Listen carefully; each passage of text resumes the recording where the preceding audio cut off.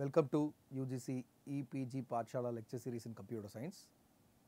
In this series of lectures, we have been looking at software engineering.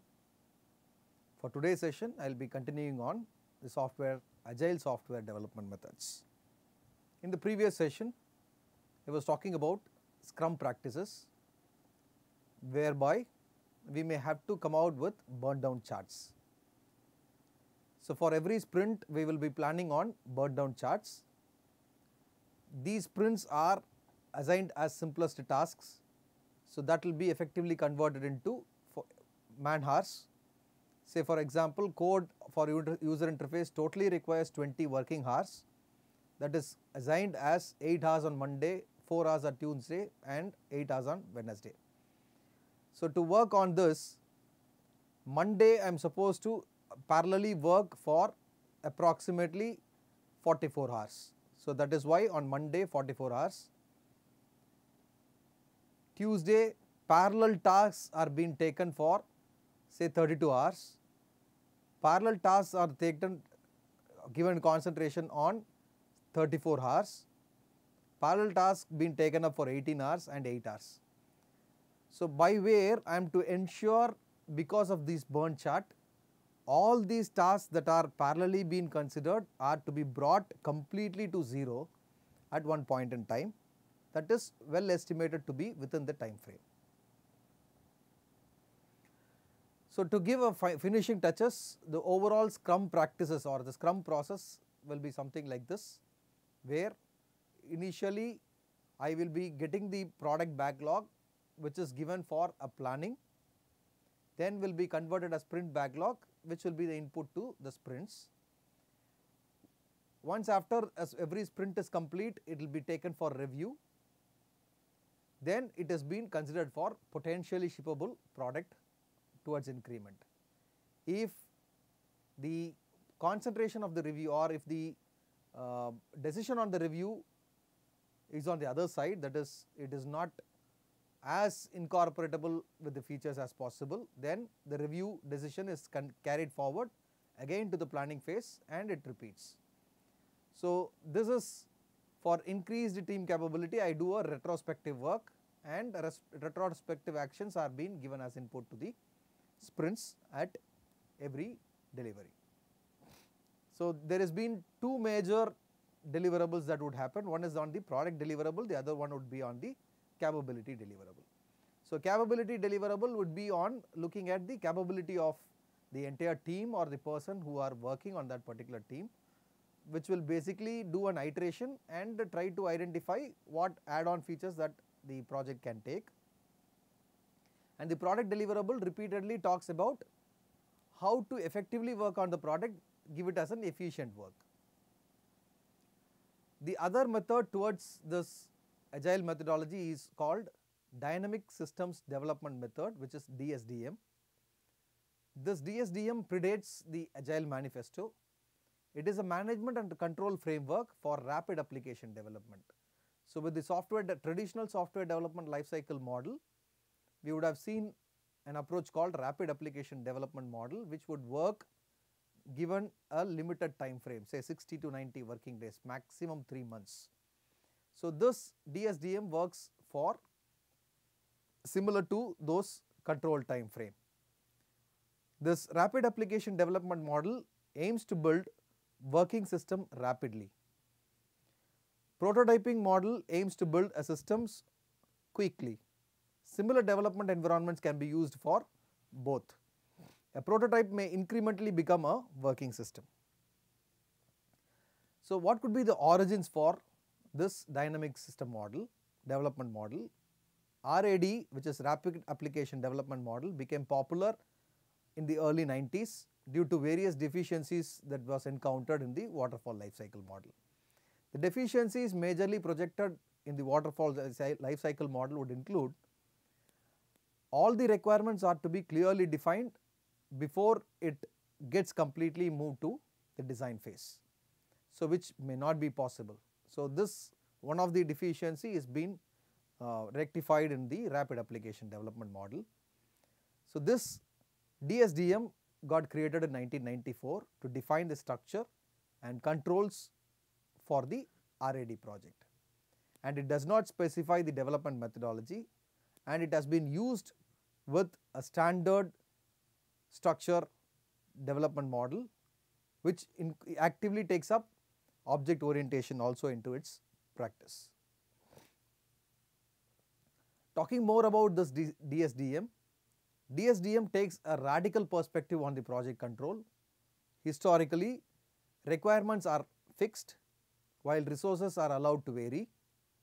DSDM fixes resources for the project, that is within the time frame and within the budget, then only delivers what is to be achieved within these limits. So, the latest version of DSDM is based out of 8 principles. Principle number 1 focuses on business need. What is the need for that particular day in terms of the business will be looked at. So, fitness for the purpose is essentially being tested for all the products. Focus is given for delivering within the time. So, the deadlines are never sacrificed for low priority requirements. Collaborate. In DSDM, all stakeholders are important, including end users and resource managers. DSDM never compromise on the quality. So, for this reason, testing is integrated throughout the life cycle along with the customers, and it develops iteratively, allows the project to converge on accurate business solution.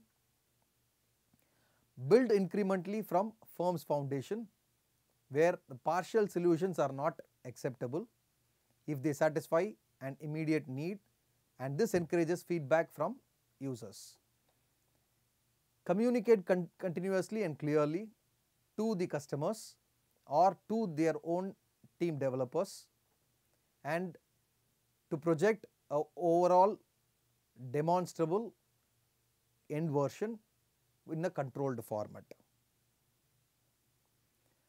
This is the life cycle of DSDM, where a pre-project with forward paths through the process is given initially for feasibility study. The foundations of the project is being explored, engineered, deployed. The advantage being every phase is repetitively or retrospectively being taken up, and the post project is being conceived for later purposes. So, there are iterative process that would happen both in the forward fashion and in the reverse fashion. This DSDM life cycle has got 7 phases. One is on the pre-project, feasibility study, foundations, exploration, engineering, deployment, and given for post-project. So, we can make an appropriate study based out of DSDM project life cycle, how these business application would be helpful in today's real world applications. So, as far as feasibility is concerned, being the first of its kind in DSDM, it determines whether the project is suitable for DSDM. Typically lasts only 1 week. Should also address the following questions like: is the computerized information technically possible? Will the benefit be outweighed by its costs? Will the information system operate acceptably within the organization? So, these things are initially being studied as a feasibility analysis. Then we will look at the foundations towards working on this project. So, the basic foundations of DSDM model include: it identifies the overall scope of the project with results in agreed high level functional and non-functional requirements.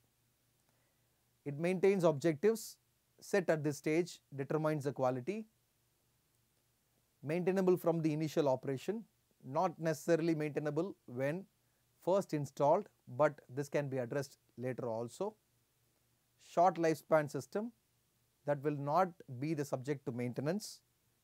After the foundations are clearly understood, then it is the possibility of taking it for exploration. That is, foundations are supposed to be the basic spec every project should have. Then we make an analysis, detailed analysis on these foundations, which is supposed to be your exploration. So we may have to develop prototypes to elicit detailed requirements. They may ultimately be delivered as operational systems for operational use and non-functional requirements.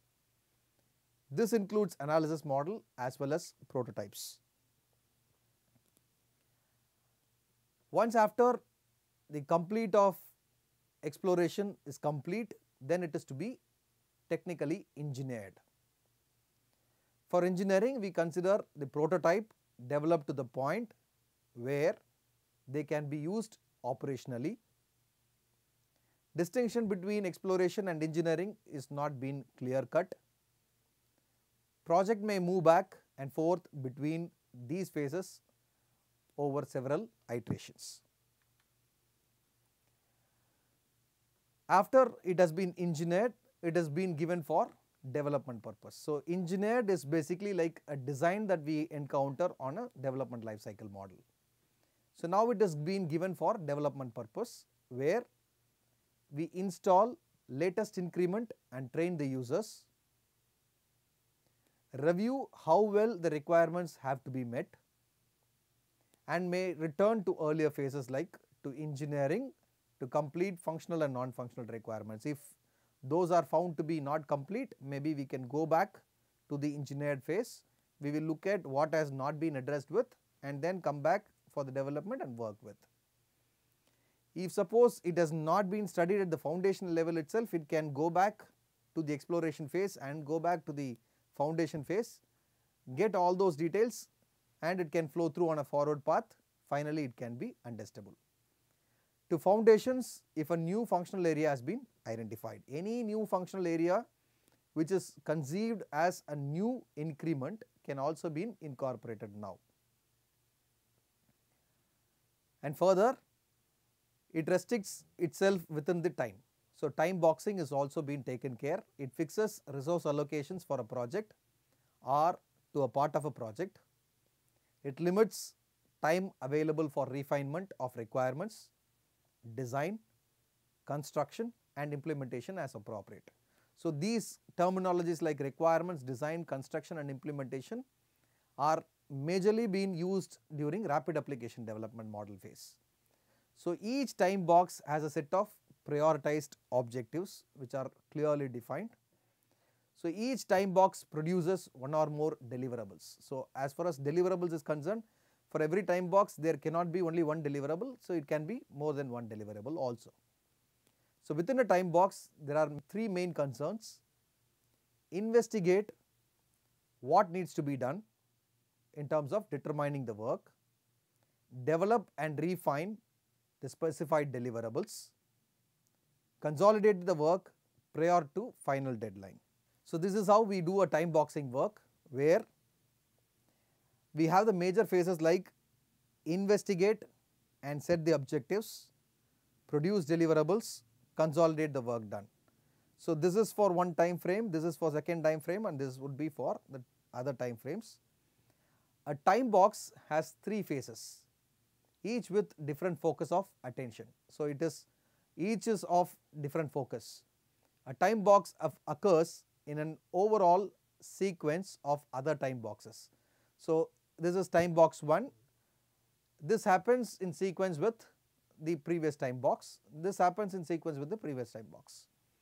So activity within each phase is iterated as necessary. So once when the foundations have been investigated, if we are not about to set a clear objectives, we can iterate on those investigation again and again. Likewise, for product deliverables and consolidating work done, it can be iterated on a repetitive manner. So the end of a time box is an absolutely inflexible deadline, and most of DSDM practices follow through a set of rules which is called Moscow rules. This Moscow stands for must, should, could, want, specific rules. So it is basically a heuristic which helps to prioritize all the requirements. With must, it should have all the requirements as crucial. With should, all the requirements are important. With could, it should have all the requirements less important with want to have but not this time around requirements can reasonably left for development in later increment. So when you look at rapid application development model and DSDM in parallel, RAD type of model concentrates AD-CT phases sequentially within a span of 60 to 90 working days, whereas DSDM model concentrates on agile practices with a typical practice of what requirements that are to be at most required or what features are to be taken which are essential for the application to be developed, what requires are important that are to be considered, and what is less important which can be taken up for later stages. So this is a very important step that we may have to do while we are working with DSDM. Going again with the Scrum practices to highlight on a framework for developing complex products. Unusually, Scrum is not an acronym, it derives from, as I have mentioned, the game rugby. In Scrum, people are either pigs or full team members. Say for example, the complete of 9 members who are actively participating, or chickens, everyone. Some chickens can specify a product, but no chicken can tell a pig how to do their work. So there is a Scrum Master. Scrum Master is not fixed, the team members are fixed. So Scrum Master, a person who is acting as Scrum Master for a particular day need not act for the second day. So that is what this particular slide mentions. To talk about Scrum framework, this mainly consists of roles of the people, time boxes which is considered from the DSDM. So this is how I map DSDM with Scrum. So Scrum mostly takes us burn down chart and time boxes. This time box is being incorporated from DSDM practices, and it produces artifacts or it is used by the team, sets rules about who can do what.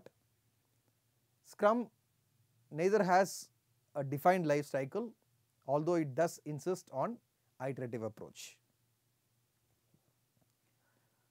So to look at the different roles provided by the Scrum, team members do the development work in whatever way they think the best that they could provide. Scrum Masters are supposed to be the best motivators or the coaches to ensure that the Scrum rules are being followed in terms of conducting regular follow-up, stand-up meetings, Scrum meetings, etc. Product owners has the power to decide when an increment is done. In case I am to add more set of features, whether it should be during the product backlog or whether it should be during the sprint backlog, that could be provided by the product owner. These roles are only pigs, all others are chickens. Scrum time boxes. As in DSDM, all work iterations and meetings are time boxed. Required meetings include sprint planning meeting, daily Scrum meeting, sprint review meeting. And these are known as Scrum ceremonies. These meetings punctuate that each sprint, that is between 2 to 4 weeks work iteration, we get an end product delivery. So some of the Scrum artifacts include 4 key artifacts are continuously updated as the project proceeds. One is on the product backlog, where we set priorities for the list of requirements maintained by the product owner. Release burn down, which is a graphical estimate of total work need to be complete in the due course of the project. Sprint backlog and sprint burn down, which are similar but applied to the current sprint, which is happening between say 15 to maximum 1 month period. Some of the standard rules that we may have to follow while practicing Scrum include: Scrum teams are self-organizing and no formal leader is imposed. As I have already mentioned, Scrum Master is not a formal role assigned to a specific person. Only pigs can talk during the daily Scrum.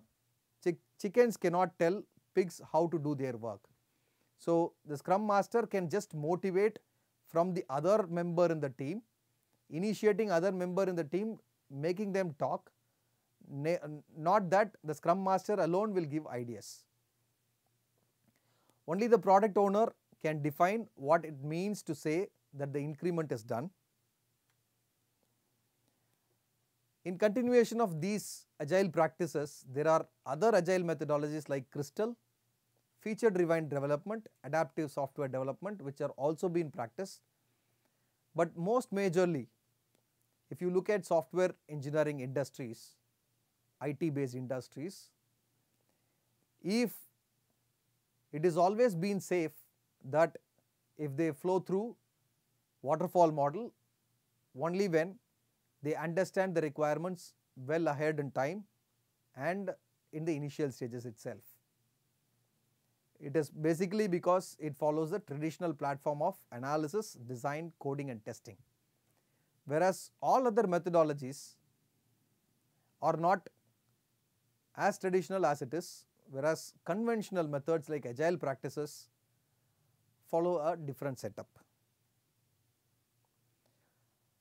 Some of the challenges these agile methods face are undefined goals, where features are more dominant or user stories are more dominant, and never-ending project with overruns.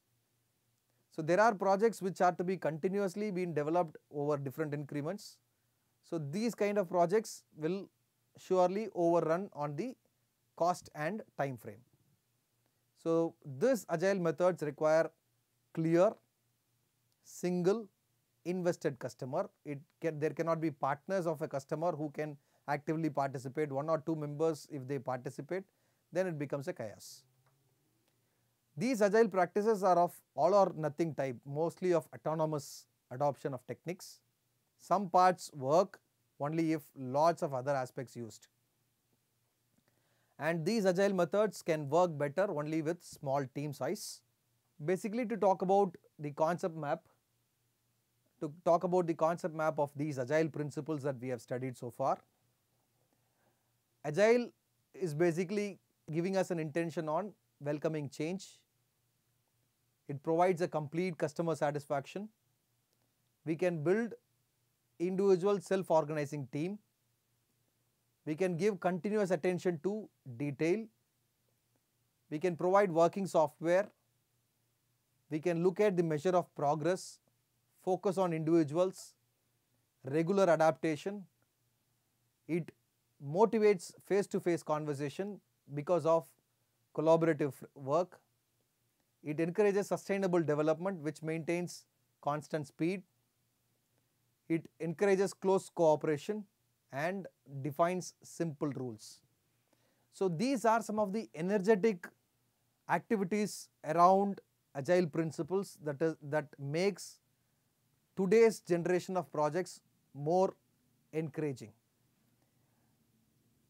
During 90s and 2000s, when people were developing projects, they were adopting to traditional software development models, by where they were not very comfortable with flowing through a regular phase of analysis, design, coding and testing.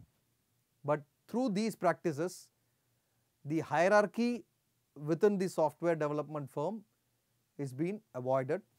So now that having introduced few members like Scrum Master, Product Owner, team members, where there can be active set of collaborations by drawing burn down charts, by having regular sprint meetings, by having regular stand-up meetings, which encourages all the team members in a routine manner. And over a short lifespan, we are about to deliver a product or a simple feature of a product or a user story, which also activates all the team members and showcases how effective they are in front of the customers. In summary, in this lecture, you have learnt about some of the characteristics of agile software development. Over these phases or over these parts of lectures, we have looked at traditional software development methods, and in the previous few lectures, we have seen about agile software development methods. And Three key features leading to agile methodologies like DSDM, Scrum and extreme programming. So these three that are the major things that industry adopts. DSDM is something similar to rapid application development model. Scrum practices are majorly being used in opposition with waterfall model, and extreme programming is equally being practiced. Thank you.